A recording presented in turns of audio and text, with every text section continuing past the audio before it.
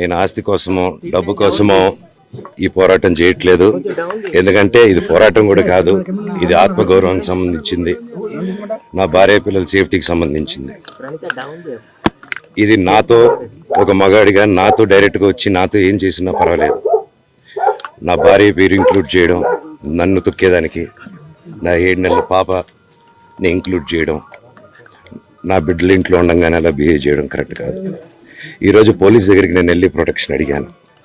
నేను మొన్న వచ్చి అడిగినప్పుడు మీకు అన్ని ఎవిడెన్స్లు ఇస్తాను, ఎస్ఐ గారు ఇక్కడి నుంచి వచ్చి నేను ఇస్తాను సార్ ప్రొటెక్షన్ చూపించాను, బౌన్సర్లు అందరూ అక్కడికి ఉండి దాక్కున్నారని చూపించాను. అది కొంచెం చూసి ఓకే సార్ మీ ధైర్యంగా ఉండండి, మేము ఎక్కడికి వెళ్ళట్లేదని చెప్పి మాట్లాడి పారిపోయారు. ఇప్పుడు కానిస్టేబుల్స్ వచ్చి అందరూ నా మనుషులందరినీ భయపించి ఇప్పుడు వాళ్ళ పేర్లు తీసుకొని బెదరగొట్టి మా మనుషులు పంపించేసి వేరే బాడీ గార్డ్ లోపలికి పంపించున్నారు సార్. ఏం జరిగిందండి అసలు? జరగదు కాదు సార్. ఫస్ట్